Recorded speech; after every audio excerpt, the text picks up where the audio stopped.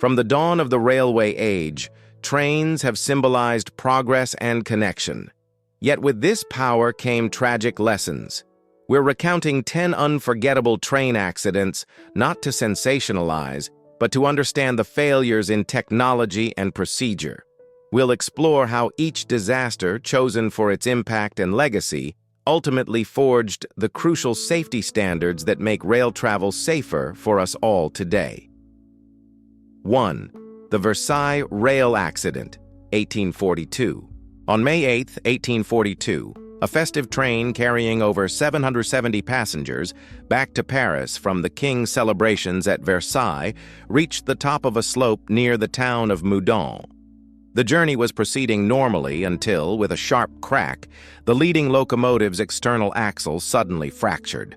The engine immediately derailed, slamming to a violent halt. The carriages behind, unable to stop, piled into the wreckage in a chain reaction. The first 2 second-class carriages were crushed, but the third, a flimsy wooden-bodied carriage locked from the outside to prevent fare evasion, took the most devastating impact. It was compressed into the wreckage ahead and behind it. The immediate horror of the impact was swiftly eclipsed by a second catastrophe: fire. The train's wood-burning locomotives scattered burning embers and fuel directly onto the shattered dry wood of the carriages. The wreckage, now a tangled sight for those trapped inside, was engulfed in flames within minutes. Rescuers were faced with an unimaginable scene.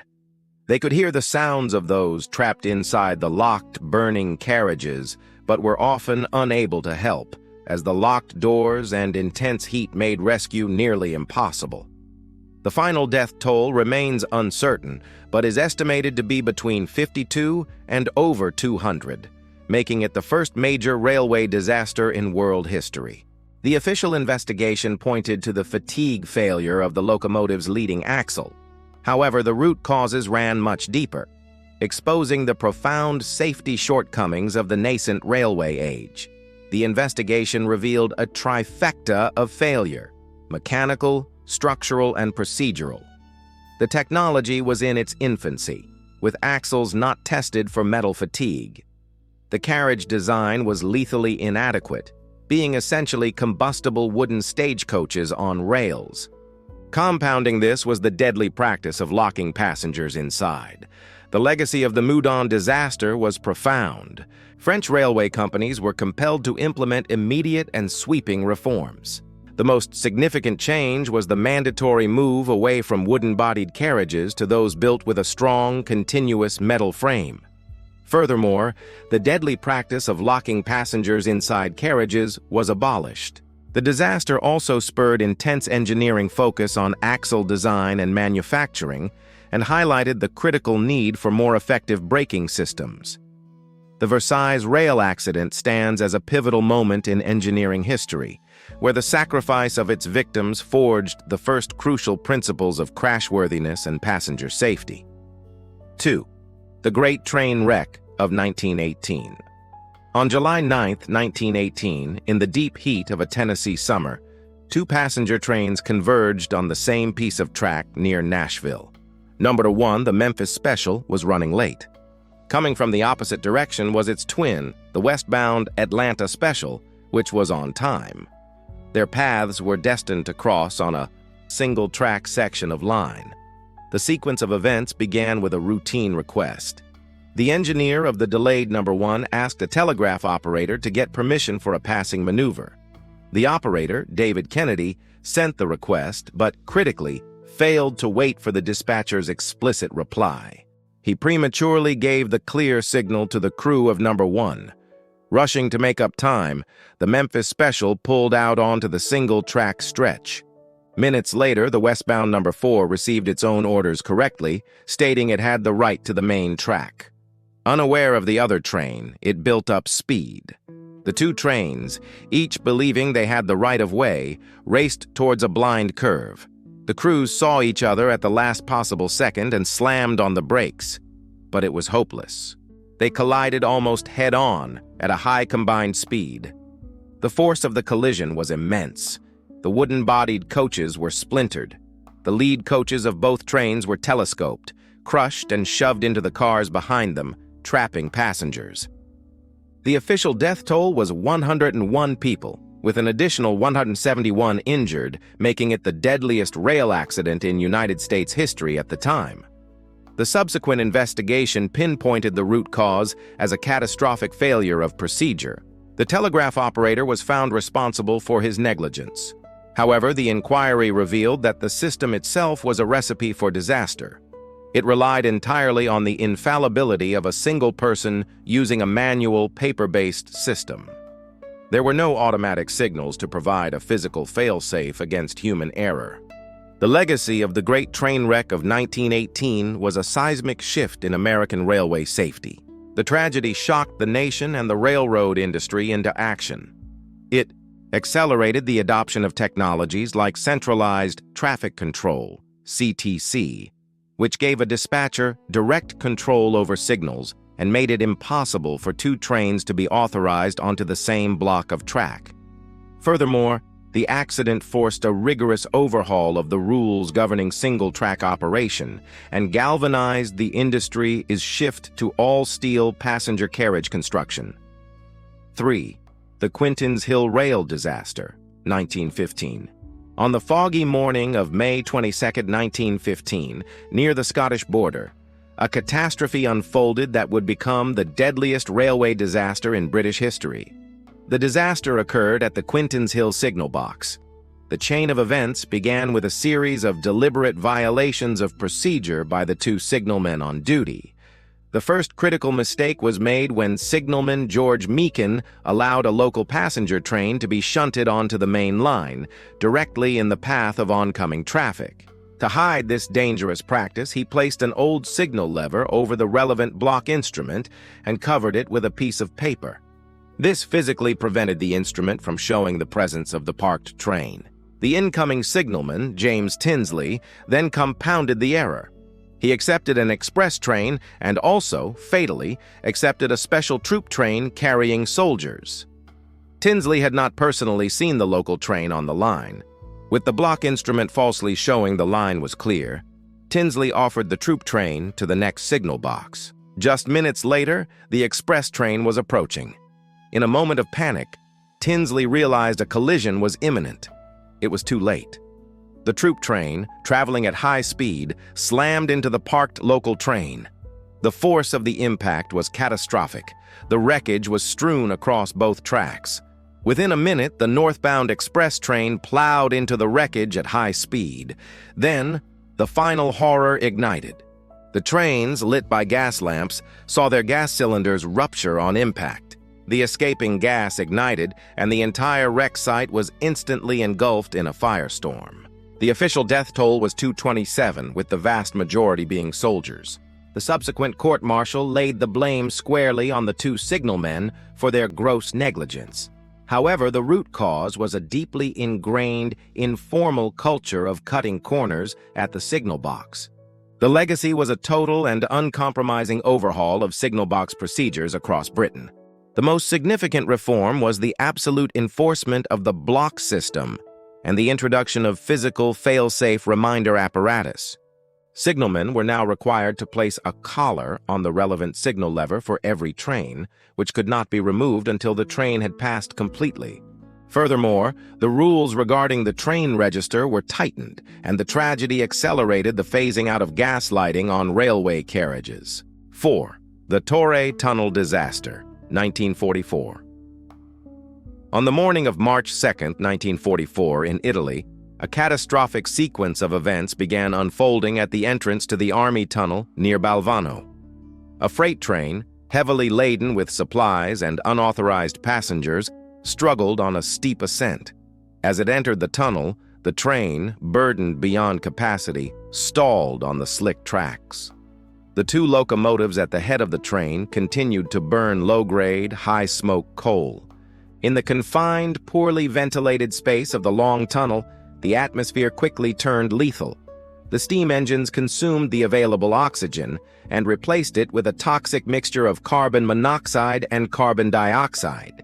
The crew and passengers, trapped in the darkness, began to lose consciousness and succumb to the invisible fumes. The disaster was then compounded by a fatal procedural error. A second freight train arrived at the tunnel entrance. The station staff, operating under a flawed understanding, gave the second train authorization to enter. Train proceeded into the tunnel, its crew unaware they were heading into a gas-filled space. They too were quickly overcome. The official death toll was recorded as 517, making it one of the deadliest railway disasters ever recorded.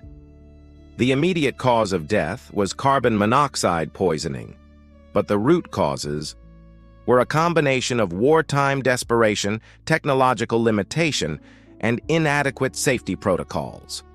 The trains were overloaded, the locomotives burned inefficient fuel, and the tunnel lacked any form of mechanical ventilation.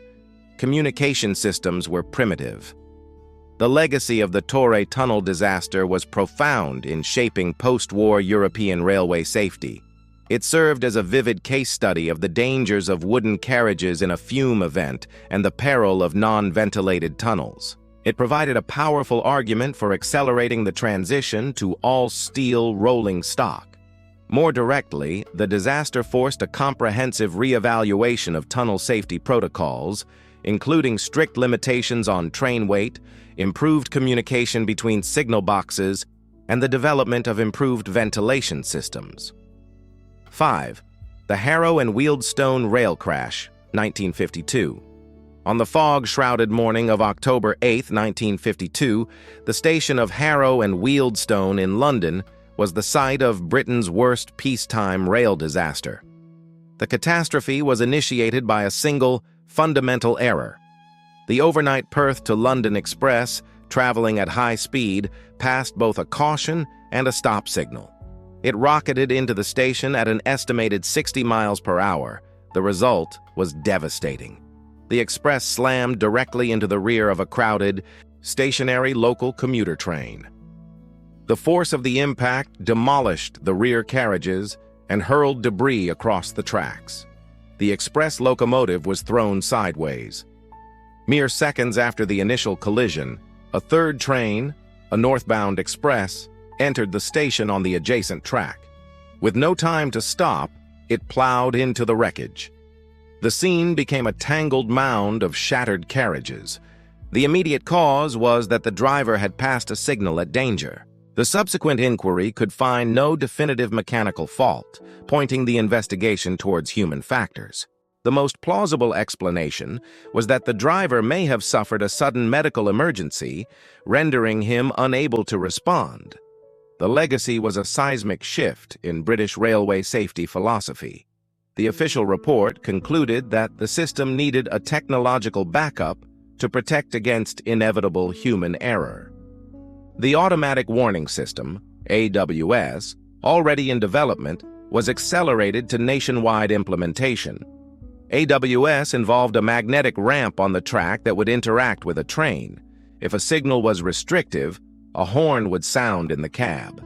The driver had to acknowledge it, or the brakes would apply automatically. The mass rollout of AWS was a direct legacy of the victims.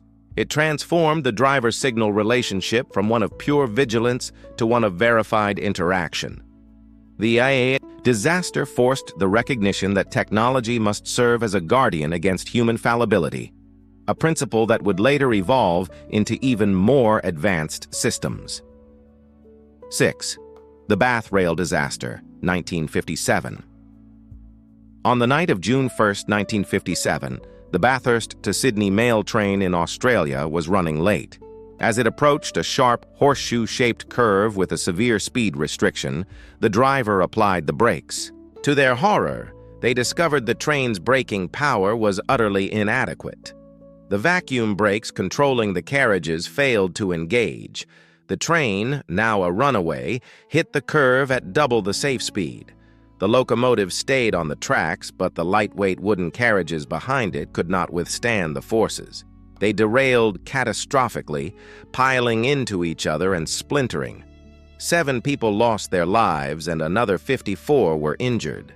The immediate cause was excessive speed due to brake failure. However, the official inquiry uncovered a much more troubling root cause. The investigation found the flexible hoses connecting the carriages were old, cracked and porous. As the train worked hard, the vacuum level dropped too low. In a fatal design flaw of this particular system, if the vacuum dropped below a critical threshold, the brakes would actually begin to release. The crew believed the brakes were being applied, when in reality, their stopping power was disappearing. The legacy was a comprehensive overhaul of braking systems and maintenance protocols. The accident served as a final indictment of the outdated vacuum brake system. The railway administration immediately accelerated the phase-out of vacuum brakes, replacing them with the more modern and fail-safe Westinghouse air brake system. Furthermore, the disaster forced a rigorous review of maintenance schedules and hastened the move towards all-steel carriages. 7. The Eschede train disaster, 1998. On the morning of June 3, 1998, Germany's high-speed ice train was traveling at nearly 200 kilometers per hour. The journey was progressing perfectly until a single, worn-out rubber tire on a wheel failed. The tire disintegrated, and the fractured rubber whiplashed upwards, damaging the train. The critical failure occurred moments later when the now exposed metal core of the wheel snagged on a set of railroad switches.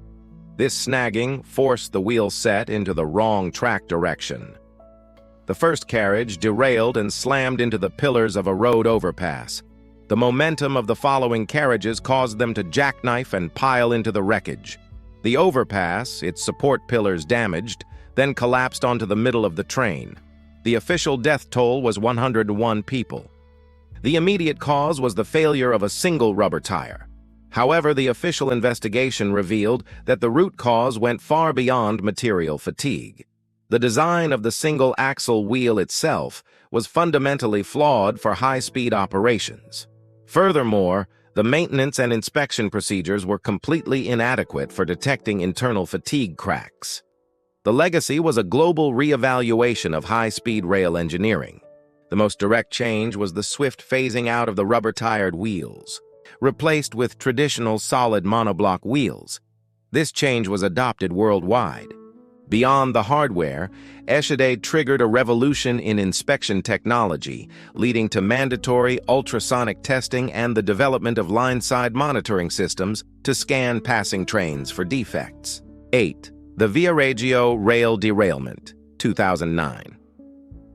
On the evening of June 29, 2009, a freight train carrying liquefied petroleum gas, LPG, derailed in the Italian town of Viareggio.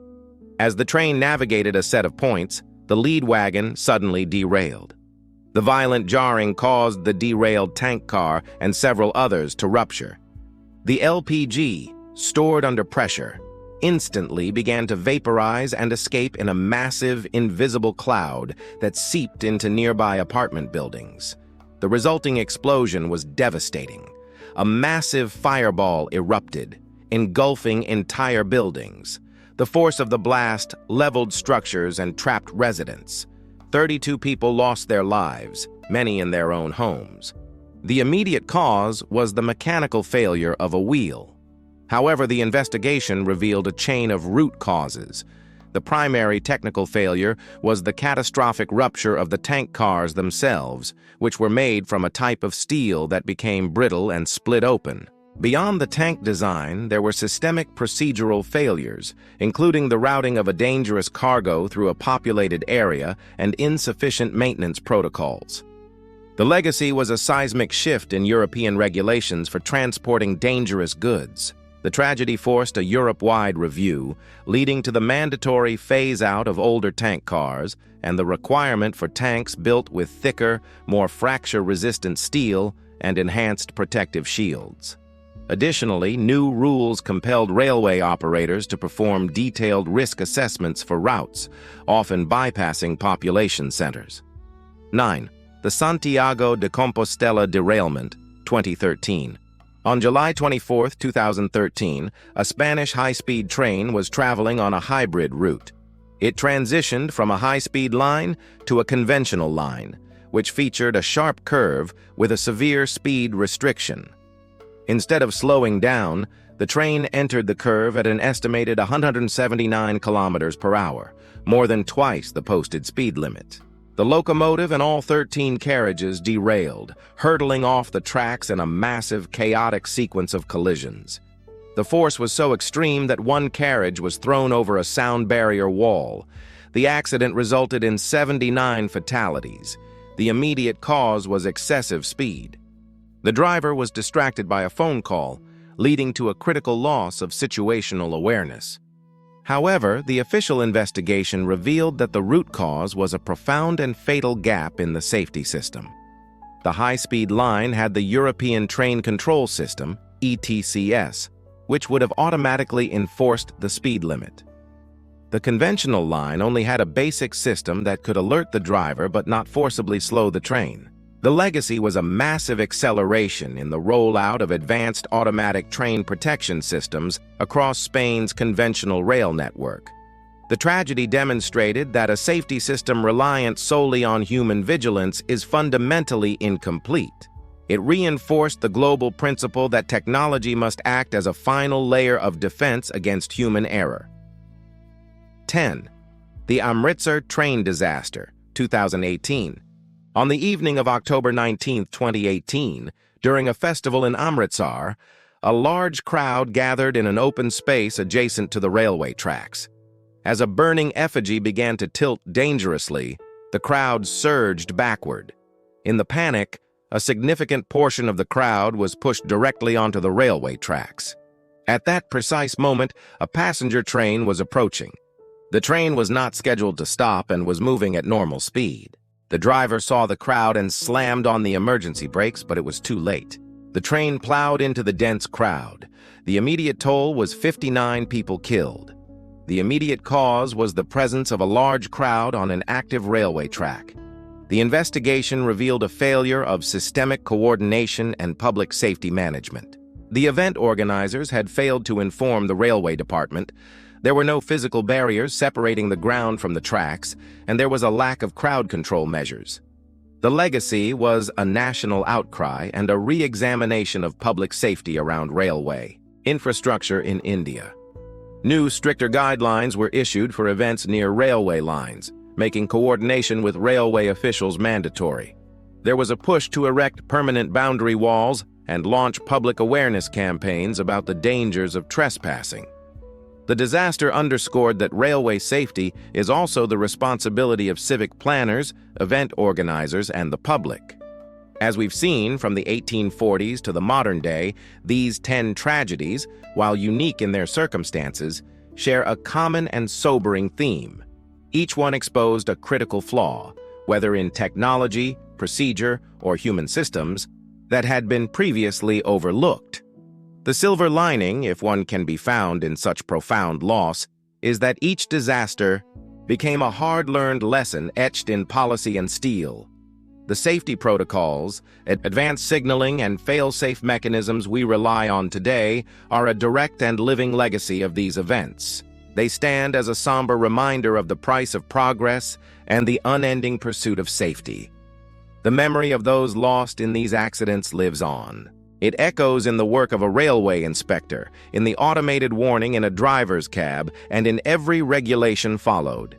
Their legacy is the remarkably safe journey millions of people experience every day. What do you think was the most significant safety change in railway history? Let us know in the comments below. If you found this historical look insightful, please like, subscribe, and hit the bell icon for more content.